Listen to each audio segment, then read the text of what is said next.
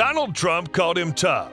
Rush Limbaugh read one of his articles live on his radio show. Ann Coulter tweeted that article to her 1.5 million followers and declared, "Every sentence is perfect." Ladies and gentlemen, your host, former chief editor of the Jewish Press, Elliot Resnick. Welcome to the Elliot Resnick Show, where we interview fighters and firebrands in the political and cultural battlefields. Never in my life had I heard someone criticize Martin Luther King Jr. for his activities during the civil rights movement. So you can imagine my surprise a couple of months ago as I watched Vince Ellison, a black man, skewer Martin Luther King Jr. in an interview with popular TV host Tucker Carlson. Ellison, a firebrand if there ever was one, was born on a cotton plantation in Tennessee, ran for Congress in South Carolina on the Republican ticket in 2000, and is the author of the recently published book, 25 Lies, Exposing Democrats' Most Dangerous, Seductive, Damnable, Destructive Lies, and How to Refute Them. Vince, welcome to the program. Oh, thank you for having me. I'm so glad to be with you. Thank you. I wanted to interview you mainly for two reasons. Number one, I was intrigued by your criticism of Martin Luther King Jr., and number two, I found enlightening your critique of black churches and their role in getting blacks to vote for Democrats. Let's discuss the first topic first. Why do you dislike Martin Luther King Jr.? I look at the condition of black people right now, and I ask the question, why are we going backward? I worked in a prison for 5 years in the 90s, and that's when I saw we had not overcome. Like you said, I worked on a cotton plantation, and my father aspired. He pulled us out of poverty. He brought us up in church, sent us to college. My family has done quite well, but when I started working in the prison system, I saw that black people were going backward. And when I asked what was going on, they said it was these evil, rich, white conservatives. They hated black people. And when I resigned my post and started working in the black community, I saw there were no evil, rich, white Republicans down there, no conservatives. I saw a bunch of black Democrats. As I looked at what was going on with the black community, and I started comparing it to the civil rights movement, I started saying something's not right here because according to our form of government, our freedoms come from God. And when I went to the Lorraine Hotel to start, trying to figure out what was going on, why were these young men like Kaepernick and all of them kneeling? Why did they hate America so much? This generation below mine, why were they so angry? They were rich, they were handsome, they white people liked them. Why were they so angry? I heard Martin Luther King Jr. say something in his I Have a Dream speech that I'd heard 1,000 times, but I had not put it together. I heard him say, 100 years after the Emancipation Proclamation, the Negro is still not free. That's not true. I was born free. My freedom was given me from God. It is an unalienable right. It's irrevocable, non-transferable, and unsellable. King also said in that speech that we come to government for these unalienable rights. That's not true. The government doesn't give you these rights. God gives them to you. He also, when they asked the question, when will we be satisfied? King said, we'll never be satisfied. Not until righteousness rolls down like water, justice rolls down like water, and righteousness like a mighty stream. That was a fancy way of saying never. He also said he had a dream that one day we will not be judged by the color of our skin or by the content of our character. I don't have a problem being judged by the content of my character, but what's wrong with the color of my skin? In that speech, King said that the freedom of black people and everything that we get in the future is going to come from white America and how white America views us. That is a lie. My religion tells me that it comes from God. I should be concerned with how God views me. Now, then I deal with this concept in our Bible where Jesus said, they said, how will you know false prophets? They said, you'll know them by their fruits. And when you look at the fruits of the civil rights movement, look at where black people are. They're at the bottom of every socioeconomic statistic in America.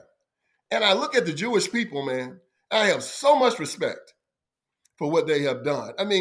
They come out of the Holocaust. They started the country of Israel, and in 19 years, they beat 6 Arab countries in the Six-Day War.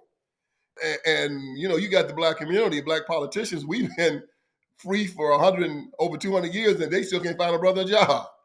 The Jewish community, they educate their own children. They kept their religious faith in their culture. They live this life where they say, look, we're going to be who we're going to be. If you don't like it, that's your problem. It's not mine. Our black leadership tells us constantly that we have to beg white America. We have to ask them we have to ask them for our freedom. We have to ask them to educate our children. We have to ask them to feed and clothe us. No. And all of that came from the civil rights movement. And of course, then, I know I'm going long, but then I read what Garrow wrote 2 years ago when he said that Martin Luther King Jr., the FBI file said he witnessed a rape and laughed and gave advice that he was involved in these orgies. The first Margaret Sanger Award. The first Margaret Sanger Award for abortion was given to Martin Luther King Jr. I have in my book where Patrick Moynihan wrote this, he wrote the Moynihan Report, and the Moynihan Report said, if we need to put the black man back in charge of his family, we need to take all government money and make sure that we bring the black family back together. Lyndon Johnson said, take this to Martin Luther King Jr. They said, no, we want the man out clause in welfare. We want to get the black man out of the family. And in one generation, we went from two-parent families, 80% of our people being two-parent families, to 80% being born out of wedlock. Martin Luther King Jr. And then to put it all together, Martin Luther King Jr. was excommunicated out of the black church. 1961, he went to take over the National Baptist Convention, and they had a riot on the floor of the convention. They ended up killing a pastor, on the convention floor. They kicked King out of the National Baptist Convention, and so he started his own sect called the Progressive National Baptist Convention. This is the church that Raphael Warnock, senator from Georgia, is affiliated with. And it's all politics: abortion, gay marriage, LGBTQ, getting God out of the public square. It's ridiculous. And they have destroyed the black community, and we're going to have to deal with this. White America is not our problem. We've been sleeping with the enemy. And my book pulls the veil back. And I'm going to keep on doing this until people understand that in America, you can have everything you want. And when I look at the Jewish community, I say, if you want a perfect example, that's who you look at. One of the most memorable lines from your interview with Tucker, at least for me, was you calling Martin Luther King and the civil rights movement in general, not just him, you called them stalkers, which I thought was very interesting. Could you elaborate on that, why they are stalkers in your view? Yeah, okay, you got the black community. And we, you and I both understand that separate but equal under law is not right. You shouldn't be segregating people because of race and religion. Legally, our government should be colorblind. However, Martin Luther King and the civil rights movement started fighting for integration, forced integration, not just desegregation, where people are allowed to go wherever they want to go. They started fighting for things like quotas, affirmative action, and forced integration, busing and stuff like that. And that's when you had the chaos.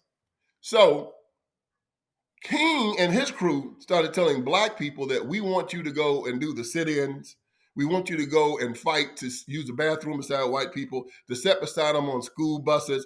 If they go into their own neighborhoods, to stalk them.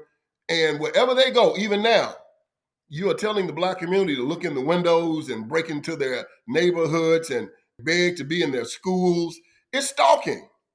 People would prefer that you sit down and make what you have better.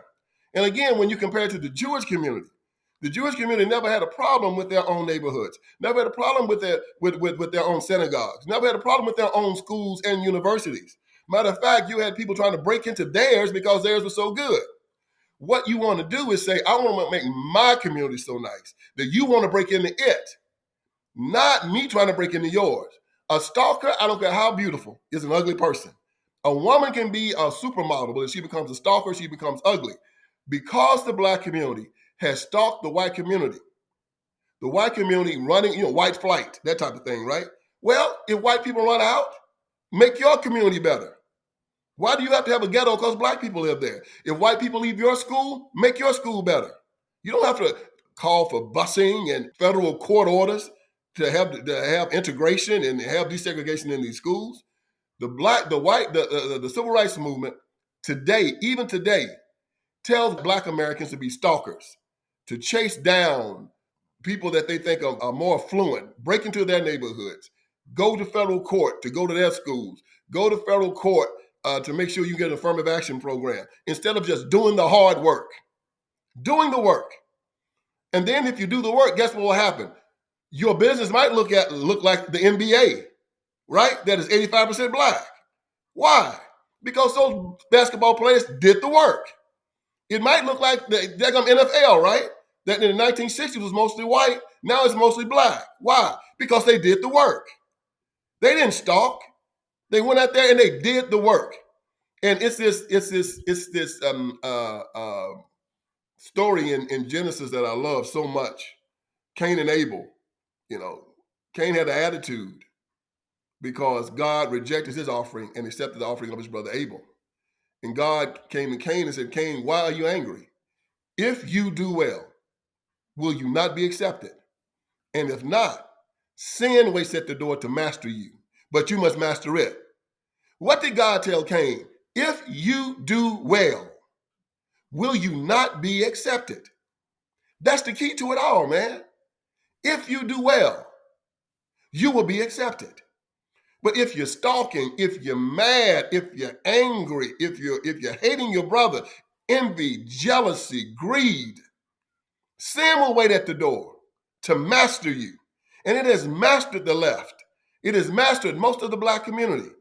It has mastered most of the Democrat Party. Why? Because they've not done well. And that's what Martin Luther King Jr. them missed. They should have told the black community, do what Joe Louis did. Knock out Max Melly in New York City and watch how the whole white society elevated him. Do what Jackie Robinson did. Start knocking those home runs. Start stealing home on Yogi Berra. And now nobody in baseball can wear his number. You know, do what Bill Russell did. Be the best basketball player in the world and become the first black coach without a civil rights march. Do the work. And if you do the work, you'll be accepted. That's why I called it stalking. They didn't want to do the work.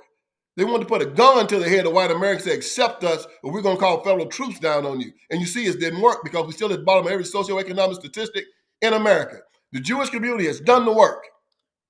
And this is why they're respected all over the world. This is why they're respected here in America. They've done the work. And we need to do the same thing. Some people wonder why blacks vote so heavily Democratic, especially because a lot of the morals in the black community are traditional. They believe in, they might do certain things wrong, but at least in theory, they believe in the two-parent family. In California, famously, the gay marriage bill, I think 20 years ago, was defeated because the black community voted against it. So in the black community, a lot of their morals are more traditional morals, and yet they vote 90% Democrat. And you lay some of the blame or a lot of the blame on black churches. Explain, how does that work? Why the black churches? What's their role? Why are they at fault? Yeah, I take it all the way back to slavery. Gunnar Myrdal, the Swiss economist who won the Nobel Prize in economics, wrote a book in the 1930s called The American Dilemma, the Negro Problem in America. He talked a lot about the black preacher and the control that he had in the black community.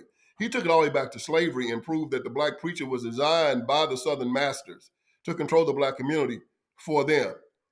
He was his religion was an apostate religion taught by the slave master to teach the black field hand to do what he was told by the master, to be subservient, to not fight back, to do what he was told.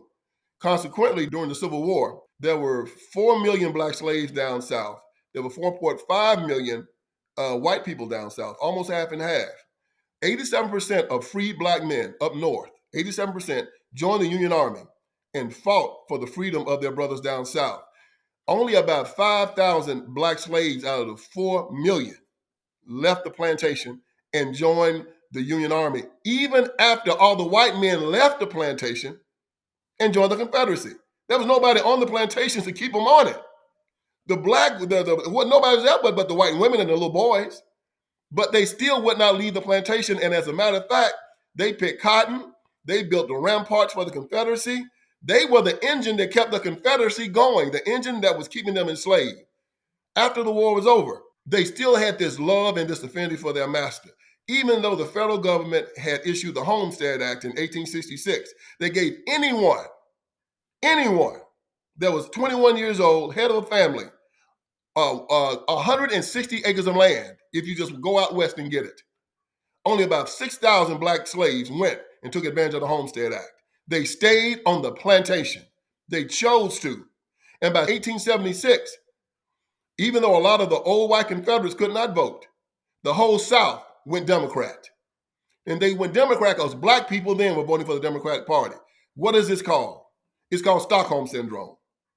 When you get to a point where you've been beaten and oppressed to a point where you start identifying with your oppressor, you will not fight against him. You will, matter of fact, you will fight against anyone that tries to come and take you away from your oppressor.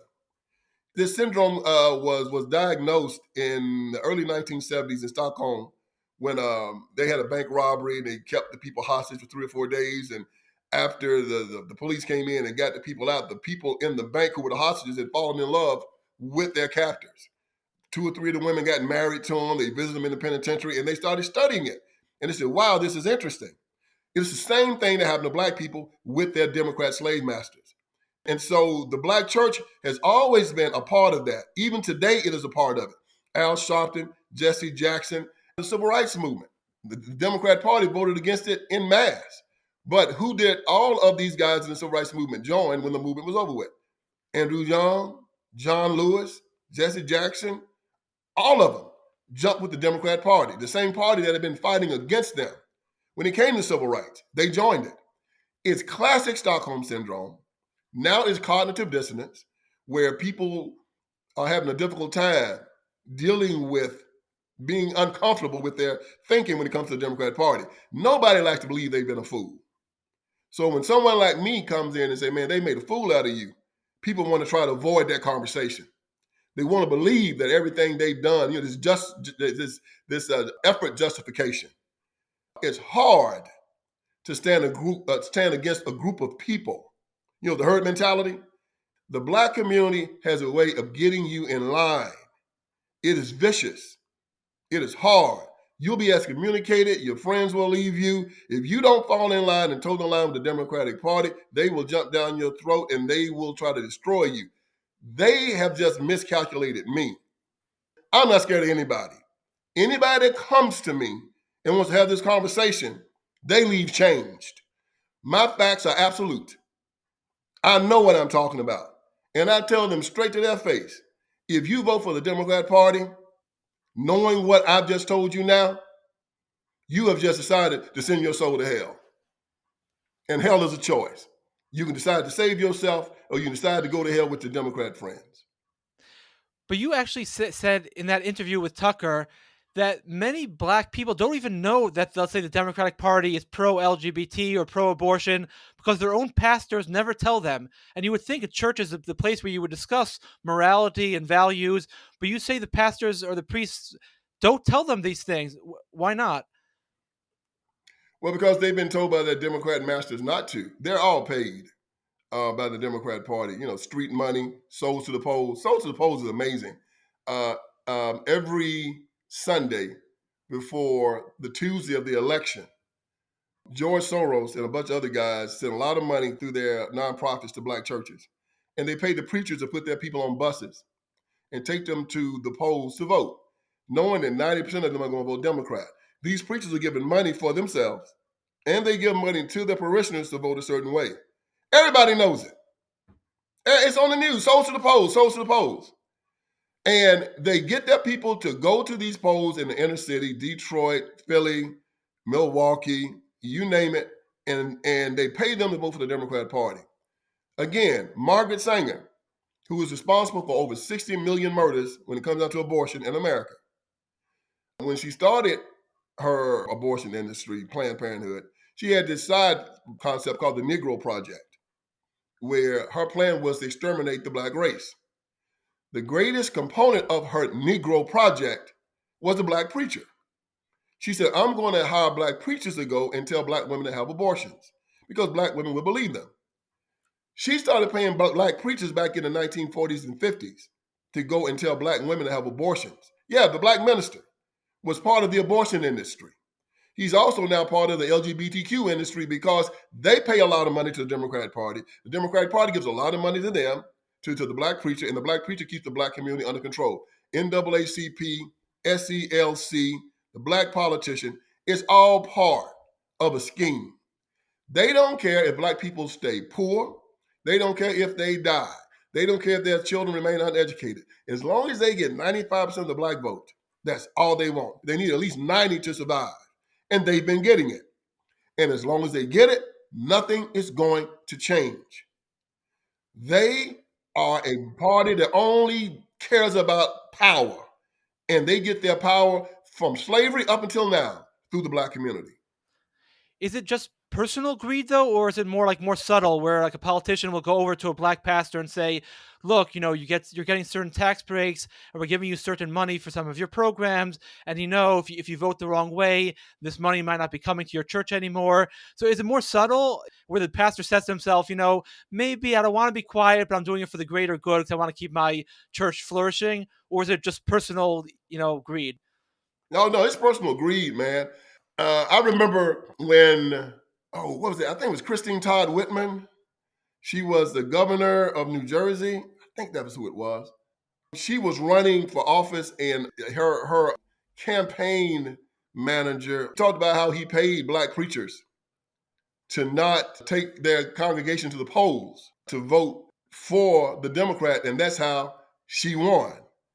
And then I remember reading an article that said Barack Obama was probably not going to win Philadelphia against Hillary Clinton because he didn't want to put out the street money.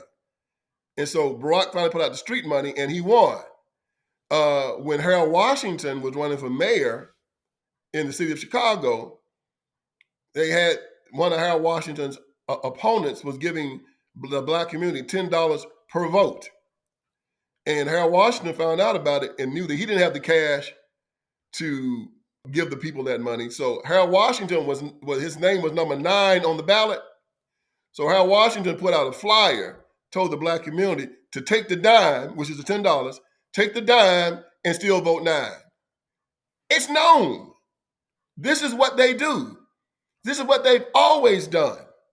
If you look through your history, every political machine from Tammany Hall to the Crump machine in Memphis, to the Pendergrass machine in Missouri, to the Bradley machine in Los Angeles. When you go down the line, they were all Democrat Party machines. Every city had a political machine. And this machine politics is getting money and paying people to vote for you. I guess it's hard to believe for some people, because we always, especially we grow up to think that ministers, pastors, rabbis, these people are men of God, or they're trying to be men of God anyways, and they're trying to spread what they think is God's truth. So do these people start off, they start off good and they get sort of bad over the years, or how does that work if these people are officially devoting their lives to spreading divine truth? A lot of them in the black community start out terrible. Well, what does our Bible tell us? A tree is known by the fruit it bears, right? Again, I look at the Jewish community, and when I worked in the penitentiary, I don't think I saw one Jewish inmate. Not one. The children go to school. The children grow up. They're law abiding. They do well in business. They do well in the community. When you see a Jewish child in prison, you are amazed because it is an anomaly. They're great citizens, obey the law, work hard. Then you look at the black community, and it's completely different. If you see a black person, if you go to a penitentiary and not see a lot of black folks in jail, you say, "Oh, what's going on here in this jail? This is wrong." It's completely different. Why? We've been led by a group of sellouts and traitors. The evidence is too clear. Black people are not inferior. Our leadership is inferior. Again, you can tell a tree by the fruits of it. You will not get rotten fruit from a good tree, or good fruit from a rotten tree. Each fruit in each tree will be after its own kind. And when you look at the black community and you know that there are schools in Baltimore that are so decrepit and so horrible that 90% of the children don't learn to read, nevertheless, they keep these schools open and they fight against school choice. When you know that these people are living in war zones where they're criminals and where there are dope dealers and where they're rapists, and yet you vote to take away their guns. When you know that fentanyl and sex trafficking and illegals are coming over that border, yet you refuse to secure that border. When you know that abortion is killing half of the children that are supposed to be born in this country. And yet, and you know that child is alive. You know it. Science has proven it. But you try to pass a law having abortion up to the 9th month to kill a child right before it's born. See, this is evil. When you know that America is dying, that in the last 8 years, they show that our population is going down, that we are not producing enough children to replace the people that are dying in this country. Nevertheless, you are pressing LGBTQ, gay marriage. You are subsidizing things that are killing this nation. You know it. The facts are in front of you. And you say full speed ahead. And now, in my generation, I think the poll said that only 2% of my generation recognizes itself as LGBTQ. But when you go down to this, to my daughter's generation now, especially the ones between 17 and 25, about 20%. Now, you've taken 20% of the population and you pull them out of childbearing. They can't have children because they're involved in this activity. And America now is dying. And instead of you saying we need to start giving subsidies so people can get married and have children and have families again, instead you're subsidizing that. You got Obamacare giving people free sex change operations. You know, you got it where you can go to the Army and you can get a free sex change operation. You got it where you can get a free abortion on demand and that Americans have to pay for it. This is the Democrat Party. They are an evil institution. They've always been evil. From 1800 to 1860, they were the party of slavery. From 1860 to 1865, they were the party of the Confederacy. From 1865 to 1970, they were the party of Jim Crow. And now they're the party of atheism. They're the party of hate. They're the party of abortion. They're the party of LGBTQ. They're the party of euthanasia. They're the party of everything that's bad. And we as Americans have to wake up and decide that if we don't get rid of this party, they're going to end up killing us all. Last question. You have a line in your book that I found intriguing. You write about Democratic Party leaders. Their actions are evil, therefore they are evil. Can you elaborate on that? Because there's a school of thought nowadays that you shouldn't really call anyone bad. You should just say that so-and-so is a good person who is doing something bad. You don't seem to agree with that, though. No, you've heard those things. The biggest trick the devil ever played on the world was to convince us that he no longer existed. See, they took this tolerance crap and they made fools out of us with it. It's this old gospel song from the South that said, don't let the devil ride, because if you let him ride, he'll want to drive. Evil is easy to explain, as far as I'm concerned. Evil can be defined as anyone who intentionally harms a child. You have a party, the Democratic Party, that says that you should be able to castrate a little boy and call him a little girl. Now, you can't discipline your son anymore. You can't give him a spanking, but you can castrate him. Yeah, that's okay. That's called gender reaffirming surgery now. You know, you can castrate him, but you can't give him a little spanking. And then give him puberty blockers that'll screw up his whole life forever. This is a party that says you can give double mastectomies to little girls and call them little boys and give them puberty blockers. This is a party that says that if a child is being born at 9 months, you can stick scissors in his head and suck his brains out and kill it. Yeah, this is who this party is. And of the children that survive this, they want to put them in government schools. They won't teach them to read or write. Muster factories, where they fight, where they teach them to have sex, where they groom them to be part of the LGBTQ community against their parents' wishes. This is who they are. Anybody that will intentionally hurt a child is evil. And the Democratic Party has been the evilest institution in the history of the world. Nobody even comes close. They've killed 100 million Americans. We ain't talking about the folks they killed worldwide. Through abortion and slavery and Jim Crow. Yes, since 1800, they've killed 100 million Americans in this country. And while you and I are sitting here talking, they're planning to kill more. We have to recognize them for what they are. So you don't care if their intentions may be good or if they're just ignorant. If they're doing evil, they are evil. If they're doing evil, they are evil. There's no rhyme or reason to evil. People that do evil also get pleasure out of doing evil. That's when you're really evil.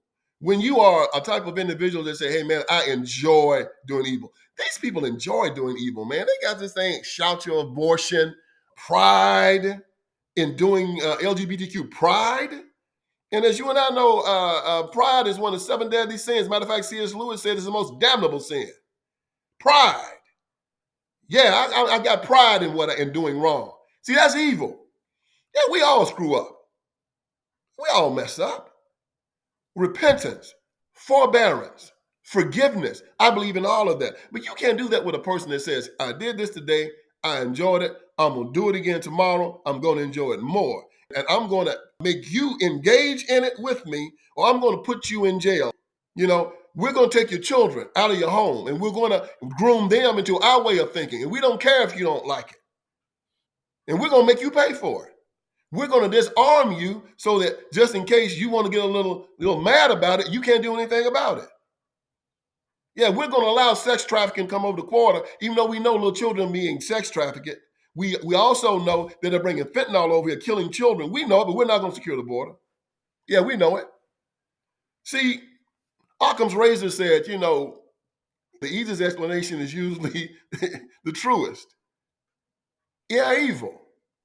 Our Bible said evil exists. It's scriptural, man. This isn't something that we play with. That's like the Nazis. Hitler was evil. We no longer have policy disagreements with these people. When you see people that celebrate murder, all they do is meditate on blood, subsidize bad behavior and tax good behavior. Yeah, they're evil. And I told them to their face they're evil. And I keep telling them they're evil. And then I tell them that if you want to come hurt me or mine, and look, I love everybody. Everybody. And ain't nothing you can do about it. I'm going to love you. Slander me, I'm going to love you. Hate me, I'm going to love you. Talk about me, put me down, Vince Ellison is going to love you. That doesn't give you license to put your hands on me, though. Because if you come to try to hurt me or mine, like your people say, never again, I'm one of them never again people. I got something that'll get you off me. God and my 38. Well, it was a real pleasure and honor having you on the program today. I really appreciate it. Man, it was my pleasure. Anytime. Call me anytime, and I love talking with you. You're a good man. All right, that does it for us. Stay tuned for next week's episode of the Elliot Resnick Show, which will feature an interview with Scotty Nell Hughes, a Donald Trump surrogate during the 2016 presidential campaign, and one of only a handful of people who were brave enough to consistently get on television and unabashedly defend Trump during those early months of that campaign. Don't forget to check out our website, 1versus450.com. That's 1vs450.com, where you can find daily 2-minute opinion videos on various issues of the day, and where you can also sign up for our newsletter, which will keep you abreast of the latest podcasts and also brings you occasional political commentary by yours truly.